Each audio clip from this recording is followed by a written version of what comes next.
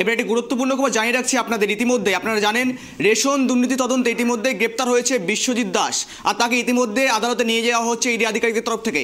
আর এই সমস্ত বিষয় নিয়ে আমরা আপডেট নেব। আমাদের প্রতিনিধি সরাসরি যুক্ত হয়েছে অপ্রদীপ। রেশন দুর্নীতিকাণ্ডে জড়িত এবং সেই তল্লাশিতে ইতিমধ্যে গ্রেপ্তার করেছে ইডি। বিশ্বজিৎ দাসকে ইতিমধ্যে আদালতে পেশ করা হচ্ছে, কি জানা যাচ্ছে?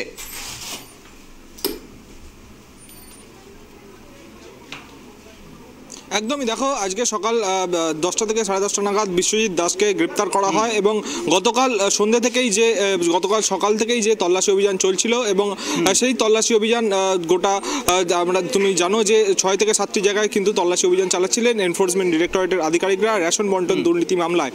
তারপরে আমরা দেখতে পাই যে এনফোর্সমেন্ট ডিরেক্টরেটের আধিকারিকরা যোগাযোগের চেষ্টা করেন বিশ্বজিৎ দাসের সঙ্গে, কিন্তু রাত্রি 9টার দিকে কিন্তু বিশ্বজিৎ দাসের সঙ্গে যোগাযোগ করা সম্ভব হয় এবং তারপর থেকেই কিন্তু বিশ্বজিৎ দাসকে সল্টলেকের বাড়িতে জিজ্ঞাসাবাদের পর্ব চালানো হচ্ছিল।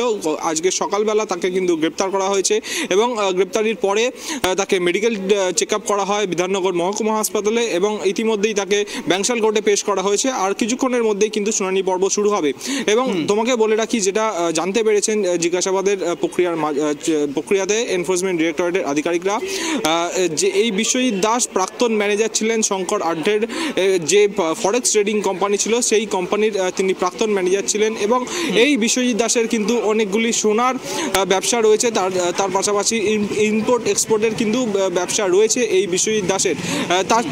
সেখান থেকেই কিন্তু মনে করা হচ্ছে শঙ্কর আড্ডোর সঙ্গে ওতপ্রোতভাবে জড়িয়ে আছেন এই বিশ্বজিৎ দাস এবং রেশন বন্টন দুর্নীতি মামলায় তার একটা গুরুত্বপূর্ণ ভূমিকা রয়েছে। এবং তার পাশাপাশি বলে রাখবো, এই যে জিজ্ঞাসাবাদ চলছিল বিশ্বজিৎ দাসের, সেখানে কিন্তু এনফোর্সমেন্ট ডিরেক্টরেটের আধিকারিকদের তিনি কিন্তু জিজ্ঞাসাবাদের অসহযোগিতা করেছেন, সেরকমটাও কিন্তু জানাচ্ছেন এনফোর্সমেন্ট ডিরেক্টরেটের আধিকারিকরা, যেটা আমরা সূত্র মারফত জানতে পারছি।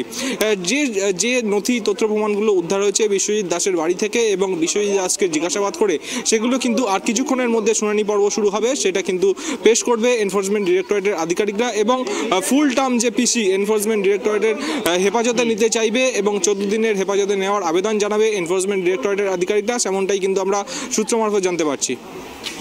অপ্রদীপ, শঙ্কর আড্ডার ঘনিষ্ঠ ইতিমধ্যে শঙ্কর আড্ডার ঘনিষ্ঠ বিশ্বজিৎ দাস গ্রেপ্তার হয়েছে। পাশাপাশি এই যে গ্রেপ্তার, অর্থাৎ রেশন দুর্নীতি মামলায় চতুর্থ গ্রেপ্তার বিশ্বজিৎ দাস, কতটা গুরুত্বপূর্ণ মনে হচ্ছে?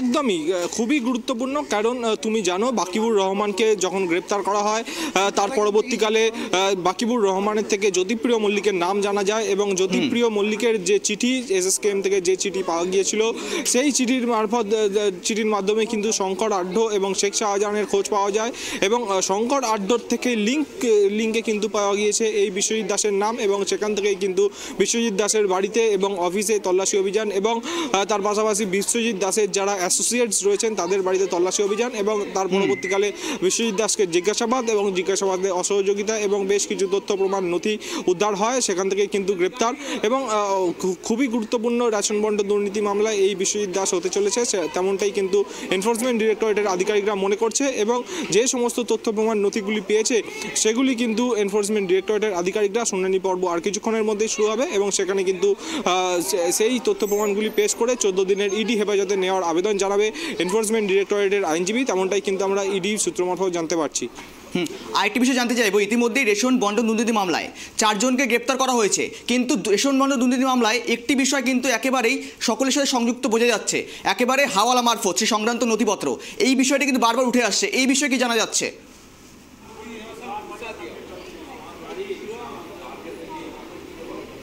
দেখো, জ্যোতিপ্রিয় মল্লিককে যখন গ্রেপ্তার করা হয়েছিল, তাকে যখন ব্যাংশাল আদালতে পেশ করা হয়েছিল, তখন কিন্তু এনফোর্সমেন্ট ডিরেক্টরেটের আধিকারিকরা দাবি করেছিলেন যে এই রেশন বন্টন দুর্নীতির যে টাকার পরিমাণ সেটা 20,000 কোটি টাকারও বেশি এবং প্রায় সেই 20,000 কোটি টাকার মধ্যে কিন্তু প্রায় 10,000 কোটি টাকা কিন্তু বিভিন্ন বিদেশে পাঠানো হয়েছে, তার মধ্যে 2,000 কোটি টাকা কিন্তু বাংলাদেশ, দুবাই সহ বিভিন্ন বিদেশে পাঠানো হয়েছে। এই যে টাকা কালো টাকা সাদা করে পাঠানোর যে অভিযোগ, সেটা কিন্তু জ্যোতিপ্রিয় মল্লিক এবং তার যে অ্যাসোসিয়েটসরা রয়েছেন, যারা শঙ্কর আড্ড থেকে শুরু করে তার অ্যাসোসিয়েটস বিশ্বজিৎ দাস, সেখানে কিন্তু তাদের অ্যাসোসিয়েটদের বিরুদ্ধে এই অভিযোগ উঠছে। এবং তার পাশাপাশি যে এই এত কালো টাকা যে বিদেশে পাঠানো হয়েছে, কিভাবে পাঠানো হয়েছে, শঙ্কর আড্ডর ফরেস্ট ট্রেডিং কোম্পানি, যে কোম্পানিগুলির 90টি কোম্পানি রয়েছে, তেমন কলকাতা শহরে বিভিন্ন জায়গায় যেরকম রয়েছে আরও বেশ কিছু ফরেস্ট ট্রেডিং কোম্পানি রয়েছে, যেগুলি বাংলাদেশ এবং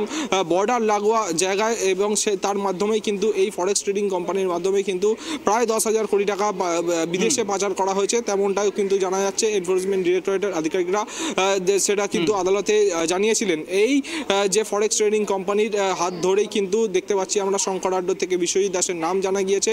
এবং শঙ্কর আড্ডের যেহেতু প্রাক্তন ম্যানেজার ছিলেন এই বিশ্বজিৎ দাস, পরবর্তীকালে বিশ্বজিৎ দাস নিজে ফরেক্স ট্রেডিং কোম্পানির খোলেন এবং তিনি সেই ব্যবসায় যুক্ত হন। তার মাধ্যমেই কিন্তু এই এনফোর্সমেন্ট ডিরেক্টরেটের আধিকারিকরা মনে করছেন যে শঙ্কর আড্ডর মতো কিন্তু এই বিশ্বজিৎ দাসের মাধ্যমেও কিন্তু রেশন বন্টন দুর্নীতির যে কালো টাকা, সেটা কিন্তু বিদেশে পাচার করা হয়েছে। যে তথ্য প্রমাণ নথিগুলি পেয়েছে বিশ্বজিৎ দাসের বিরুদ্ধে এনফোর্সমেন্ট ডিরেক্টরেটের আধিকারিকরা, সেটা কিন্তু আর কিছুক্ষণের মধ্যে আদালতে পেশ করতে চলেছে এনফোর্সমেন্ট ডিরেক্টরেটের আইনজীবী, এবং 14 দিনের যে হেফাজত, সেটাও কিন্তু নেওয়ার জন্য আবেদন জানাবে আইনজীবীরা। অপ্রদীপ, সমস্ত বিষয়ের উপর আপডেট রাখো, তোমার কাছে আমরা আবারও আসবো। আপাতত তোমাকে ধন্যবাদ।